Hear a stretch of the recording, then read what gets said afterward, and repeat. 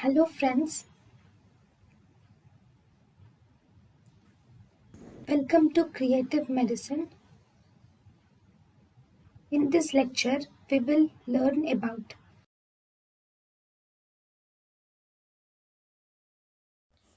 Medicolegal importance of 5 years. Child above the age of 5 years can be held responsible for causing damage to railway property or to the safety of the commuters. That is, people travel in train.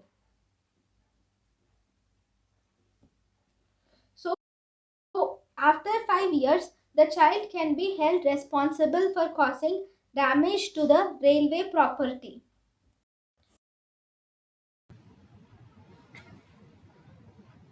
thank you and thank you for watching.